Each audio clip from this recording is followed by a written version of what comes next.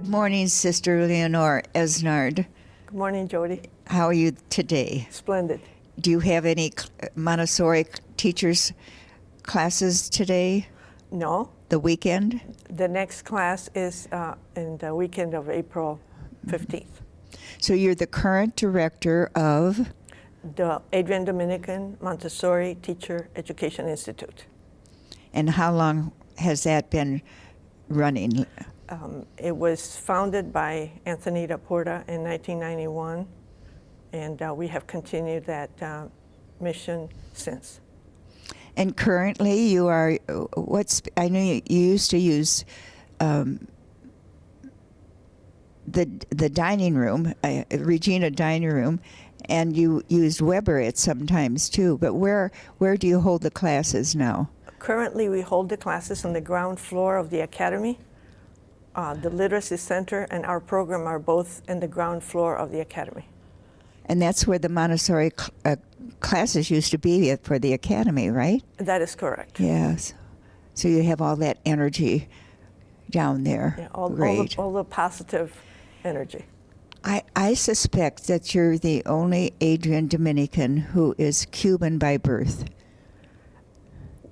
You are correct up to a certain point, because we had two other sisters join us recently, Sister Carmen Alvarez and Sister Lucy Vasquez, and they are also Cuban born.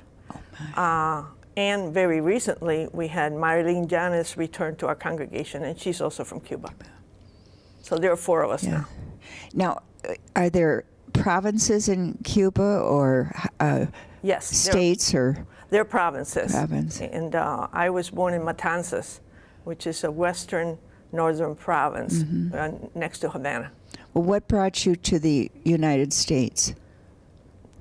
In 1961, my parents and my grandmother decided that my brother and I should come to America because of the upheaval with the communist government of Fidel Castro, and that was the reason we were sent to Miami.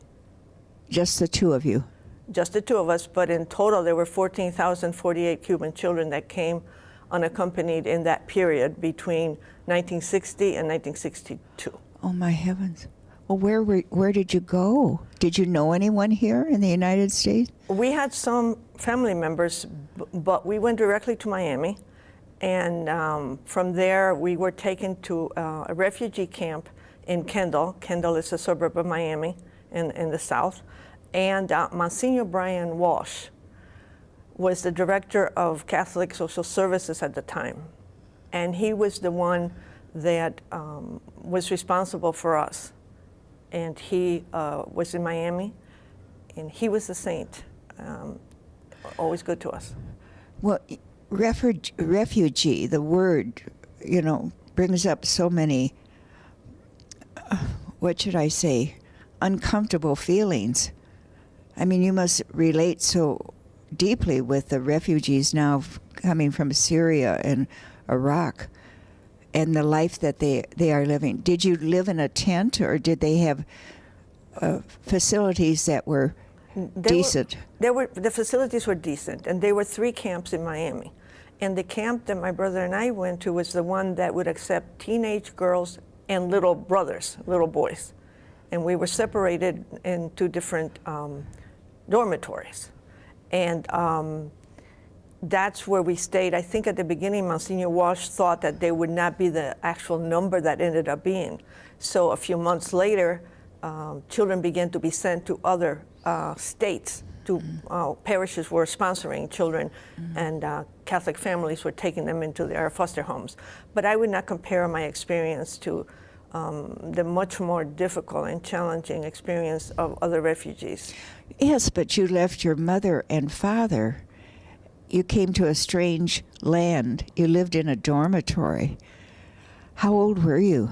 I was 14 and my brother was 11. And my brother learned English in 1 month. And I learned it, I don't know how long it took me longer. And but for some reason, we quickly became acclimated to this country. But you had no cell phones or? No, nothing like that. We couldn't call. No. And we did have one significant issue that happened while we were at the refugee camp in Kendall, my brother was asthmatic, and he had a critical attack in the middle of the night, and he was taken to the hospital. I was not allowed to accompany him. So it was nerve-wracking, and my parents didn't know him. So thank God everything was all right. Cortisone seemed to take care of asthma attacks. And so they did let me go into the boys' dorm with him when he returned. Well, you were his mother. I was his mother of sorts. Yes. And does he live in the United States now? He lives in Sterling, Illinois, and he's basically been accommodated and assimilated into the American culture. When did you first return to Cuba? I returned to Cuba the first time after 37 years Oh. in 1998, thanks to Sister Jean O'Loughlin. Oh. I was a professor at Bauer University, and she was the president. And Sister Jean was trying to open up avenues to communicate and to collaborate with Cuba. And she herself had gone to Cuba in 1998. I think it was, the Pope had gone first. And I think she went after that. And she even met one of my family members, my cousin Miguel, at a hotel. And she was generous with him, I want to add. And so she asked me if I would go and interview some religious leaders, Protestant, Catholic, and Jewish. And so I did. And did you go by yourself? no, Sister Margaret Johnson was a vice president at Barry at the time, and she and I are in the same crowd and are good friends. And she accompanied me. And you saw your parents? Well, no, my parents were here by then. Oh, all right. Yeah, no, my All right. parents came maybe 2 or 3 years after in different ways. But I saw my home, and I saw my aunts and uncles and my cousins for the first time in 37 years. Did they know you? Oh, yes. What a thrill. They knew me since I had been on television with the Eliane Gonzalez disaster. Yes. Oh, my. And tell me this. How frequently then did you go back to Cuba? After that, my mother died in 1999, and that year I did not return. But after, in 2000, and then for I think about 12 or 13 years in a row, I did go back once a year. And I went back, when Margaret and I went, it was the middle of July, and it was exceedingly hot. So I went in, I've been going in the wintertime during the Christmas holidays. But tell me, it was unusual for someone to get back into Cuba at the time, correct? Well, particularly people from the time that we left. In other words, people that left in the 60s, most of them do not go back because they are very resentful about what occurred, and they lost their homes and their property and their freedom. So they do not support the Cuban government, and they understand that if we go back, we're spending money that supports the government. So they will not do it. But I do not have that problem. I don't. But it wasn't easy to get back No. into Cuba. How did you work the system, so to speak? Well, after what happened with Eliane Gonzalez, I thought that I would have issues getting back into Cuba. But I had met a Protestant reverend who had come to Miami with Eliane's grandmothers. And I met him, and he got to know me. And when the grandmothers went back to Cuba, they spoke well of me because they felt I treated them with respect. And so he talked to the president of the National Assembly, Ricardo Alarcón, and he sent a message to me that I could come to Cuba anytime I wanted to. So I didn't have a problem. The problem was getting back into the United States during President Bush's term, because he had changed that law and we were not allowed to go to Cuba directly. So I went through a third country, and that was illegal, and that was problematic, getting back into the United States, although I was blessed and fortunate that nothing ever went sideways. What would you have done if something had gone sideways? I had tracked Kelly's telephone number on speed dial. The lawyer, the immigration lawyer. attorney. Smart, how smart you are. In all of this, how did the Adrian Dominicans come into your life? From the beginning? Yes. Well, the nuns at Bauer used to come over to the camp to take the children out on outings. I don't remember any of them in particular at this moment, but we went with them and I had that connection. But the main connection was that I attended St. Dominic College in St. Charles, Illinois. I was in the charter class. Well, how did you get from refugee camp to? Well, Monsignor Brian Walsh had sent my brother and me and other children to a parish in Sterling, Illinois. This was, first we went to Freeport, Illinois, and we were in an orphanage. Then we ended up in foster homes in Sterling. And when my parents separately came, they came one by one to Sterling. So I finished high school in Sterling, Illinois.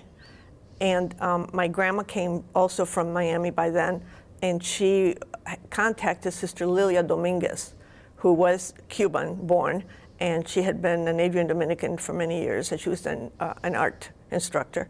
And she asked if there was any way that she could intercede so that I could get a scholarship to attend Siena Heights University. And she talked to Mother Genevieve Weber at the time, and there was a scholarship, but at that summer, St. Dominic's opened, and it was so close to my home that Mother Genevieve said to apply to St. Dominic's instead and to attend there so I'd be closer to my family, and that's what happened. And then there I got to know the Adrian Dominicans very well, and I even spent time working in the library in the summer with Sister Mary Franz and Sister Mary Bobian, Sister Clara Olivia Bobian. She was, I was very close to her. She was my mentor, and she was our biology professor, and she was my sponsor. That is quite amazing. Do you know who the sponsor was for your scholarship? Yes, the sponsor for my scholarship was Sister Jeremiah Hall's mother, Mrs. Mabel Hall. Mary Louise Hall. Mary Louise Hall's mother, who was exceedingly kind, and I met her on several occasions over at Siena Heights University when she would come to see Mary Louise, and she never once brought up the fact that she had sponsored my scholarship. Oh my. So I suspect that it was Sister Mary Bobian that escorted you to Adrian, Michigan, and saw that you were veiled, as we say. Absolutely, and she even sewed my postulant outfits because she's quite talented, and she is very skilled in many different areas. When you entered, there weren't 100 postulants at the time. There were 50. Oh, were there 50? There were 50. The 1967 crowd. Is that Sister Carol Ioanni's novitiate group?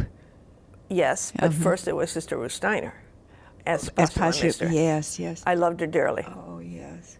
How did she help you along the way? Well, on occasion she was upset. Certain things got to her, but all in all, she loved me and she helped me. That's beautiful.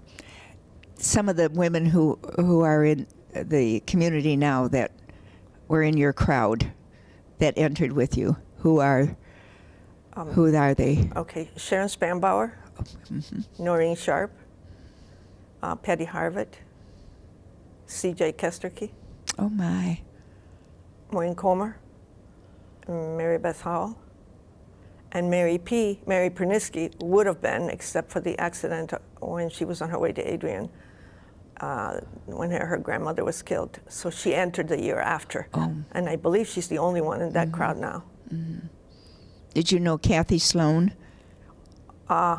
Yes, but she's not in anymore. Yes. I mentioned the ones that are in. That are still remaining. Yes. Yes.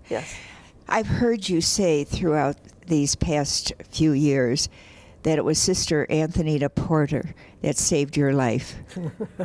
Indeed.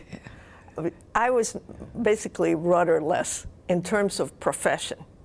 I did not feel I had the talents to be a school teacher, and I wasn't called to it either. And so I was very ambivalent about my future. And Sister Ruth Steiner, again, was very instrumental in guiding me because she was the provincial when I went to St. Vincent Ferrer in Cincinnati, Ohio. And Antonita was studying, finishing her master's degree there. So that's where I met her in 1970. And we became instant friends. And from that moment on, we were always very close. She was a master's degree in Montessori education. Oh, because Xavier University has offered that program for many years. As a matter of fact, public schools in Cincinnati have had Montessori since the 60s.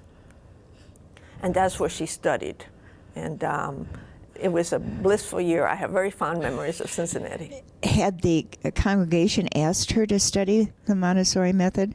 Yes, Sister Mary Therese McCarthy DeVault asked her because they were friends, and Mary Therese had gone on home visits with her in years past, and so she supported Antonita going to school. And then when Antonita graduated, which was in May of 1971, she asked her to come to Adrienne to begin a Montessori school in St. Joseph Academy. Remarkable. Yes. And did you come with her? Yes. She asked me, since you seem to be interested, now that you've observed in Montessori classrooms and you have seen what Montessori education is like, and also you've worked with me on my master's thesis, perhaps this is something that God is calling you to do. So I talked it over with Ruth Steiner, and she supported it. And so I came to Adrienne with Antonita, and that whole summer of 1971, we created the learning environment, and we had sisters help us too. Sister Mary Joseph Kennedy, I remember, who was an artist. She helped us with the coloring of the walls and the carpeting, and we had others to help us. Sister Jean Cecile Hunt was the principal, and she was very supportive. So we had that gorgeous classroom on the first floor of the academy, and Sister Mary Therese said that we need to bring down some walls because Montessori classrooms are large, and what was in the academy were traditional classrooms. So the wall came down, and then in September of 1971, we had the first Montessori class. And then I worked with her, and she trained me. She was my mentor. And then a couple years later, I went to get my Montessori credential in Rosary College in River Forest, Illinois. As far as Antonita is concerned, I want to say that she had an exquisite soul and a noble heart. She was a relentless optimist. I remember at her funeral, Roland said that he could hear her laughter above all others in the dining room. And I had nothing but good experiences with her. And I am so grateful. I have had a very happy life. And the obstacles that I have encountered, like anyone, have been nothing in comparison to the bliss that I have experienced. Well, how beautiful is that? Ooh, I'm quite touched because she died too young, didn't she? Yeah, she was 76. 76. Oh, I thought she was 70. No, 76. It's just she looked a lot younger. Yes, but it was sudden. I think it was sudden. It was. She had an aortic aneurysm that ruptured in her ascending aorta, and she died instantly in the emergency room at Bixby Hospital. I was not with her.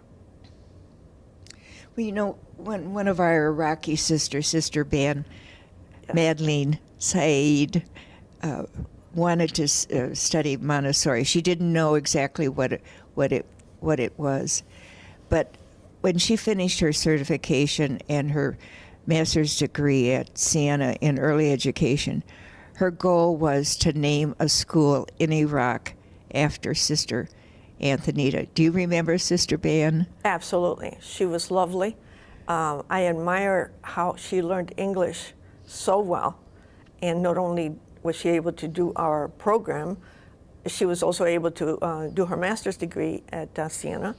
And she was extremely fond of Sister Antonita. She admired her, and Antonita was her mentor as well. And they had a lovely relationship, and I appreciated all her thoughtfulness. And when Antonita died, she wrote me a kind letter and sent a generous donation to Antonita's legacy. Oh, how beautiful. I wasn't aware of that. Yes. I remember her I guess you'd call it her dissertation or her thesis. Her thesis. Her thesis. It was extraordinarily beautiful. It was lovely, yes. Yes. And she did have some of our sisters helped her with the English, and I think Lorraine, Sister Lorraine was one. Pepin, Sister Lorraine Pepin. Yes, Sister Lorraine Pepin, that's correct, and others too. But it was amazing how all of the Iraqi sisters learned English and learned it well when you consider that they were all adults. I remember the first day of class for her with Antonita and you. They handed out the syllabi. Yes. And she thought it all had to be done at once. And she was a little bit freaked out. Very, very, very much so, Well, yes. Antonita calmed her down. Antonita was able to deal with students that were 22 years old and students that were as old as 65 years old because she had a way with people and everyone loved her. And the Montessori program was going on at the academy at the time, which was wonderful for observation, wasn't it? That is correct. Yeah. And Sister Ban did her internship with one of our very best teachers, Linda Salenbein. So she had an excellent experience, not just with the academic phase, but with the practical phase, and she loved it. How do the students you have today, how do they get that same experience? This is what happens after the academy closed, and I cannot tell you the year because I can't remember, but it was recently, relatively recently. The parents of the Montessori program wanted to continue the program, so they themselves got on social media and rallied, and I believe they were told the school was closing in March, and then by after Labor Day they opened a new school on the other side of town on the west side, which is known as Montessori Children's House of Lenawee. They named it after the way Antonita had named our school, and they added of Lenawee. And so now our students are able to go over to that school because we collaborate with them and observe there and learn there. And as a matter of fact, currently we have one student that's from Nigeria, Rachel Dahira. And Rachel is an intern in the Montessori School in Adrienne on the other side of town. That's quite remarkable. I presume the Montessori School of Lenawee is very successful. It is successful, however, since the economy tanked, we have had issues with enrollment. And I think not just us, but private schools. Private schools are tuition driven. So it's been a challenge, but right now there are 2 classrooms in early childhood, and then there's a toddler classroom that is full and it has a waiting list. So they're holding their own. Clearly, it could and it will grow, hopefully, but that's where it is as of now. I remember when the Montessori was in the academy, you provided scholarships for those who were in need of help, correct? That is correct. That was really Antonita's mission, and for, I don't know how long, but maybe 15 years, maybe longer, she was able to offer scholarships to the children that were at risk.